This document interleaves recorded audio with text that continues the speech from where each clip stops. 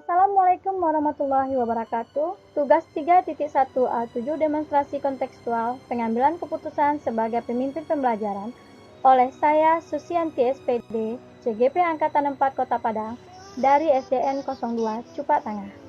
1. Bagaimana Anda nanti akan mentransfer dan menerapkan pengetahuan yang Anda dapatkan di program guru penggerak ini di sekolah atau lingkungan asal sekolah Anda? Nah, sebagai seorang pemimpin pembelajaran atau sebagai seorang guru penggerak, saya akan berusaha untuk menerapkan apa yang saya dapatkan di modul 3.1 ini. Hal pertama yang akan saya lakukan adalah mengomunikasikannya dengan kepala sekolah. Kemudian saya akan berbagi apa yang sudah saya dapatkan ini kepada rekan-rekan sejawat di sekolah melalui obrolan-obrolan santai sehingga terkesan tidak menggurui.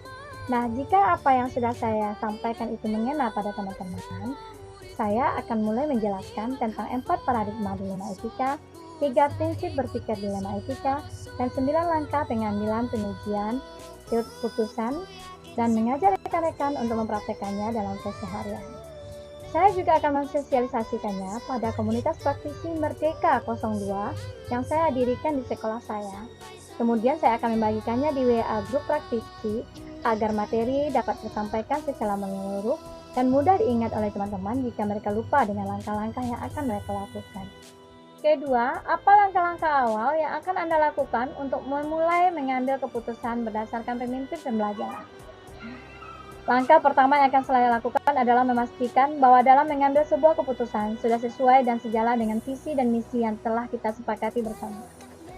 Kemudian, saya akan mencoba menganalisis kasus tersebut, apakah ini merupakan dilema etika atau bujukan moral.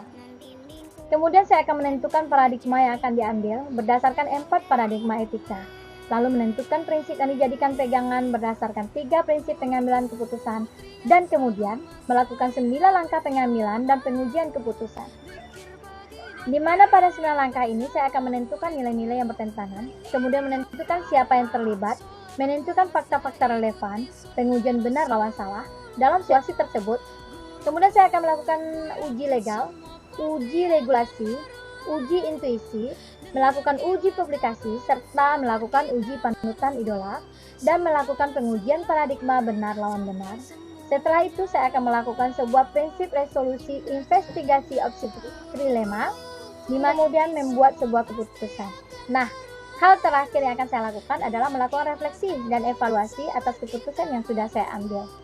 Sehingga nanti saya bisa tahu apakah keputusan ini sudah efektif atau belum. 3. Mulai kapan Anda akan menerapkan langkah-langkah tersebut? Hari ini, besok, minggu depan, hari apa?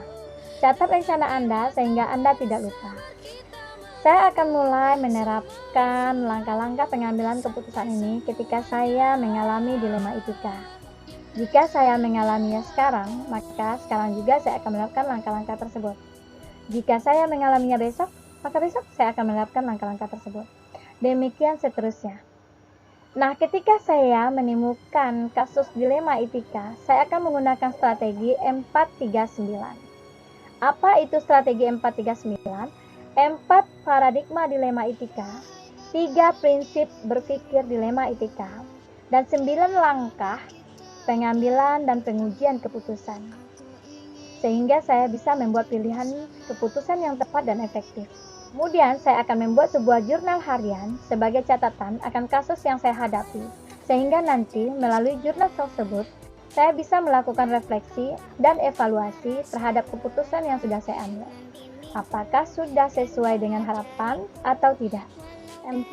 Siapakah yang akan menjadi pendamping Anda dalam menjalankan pengambilan keputusan sebagai pemimpin pembelajaran?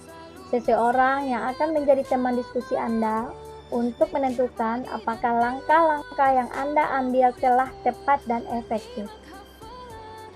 Dalam mengambil sebuah keputusan, kita perlu masukan-masukan positif dari rekan sejawat yang bisa diajak berdiskusi dan berbagi, sehingga dengan demikian kita dapat mengetahui apakah keputusan yang kita ambil sudah tepat dan efektif atau belum.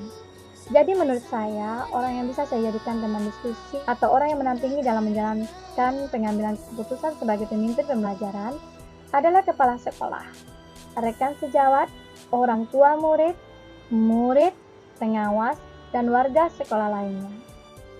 Terima kasih. Salam guru penggerak. Salam bahagia.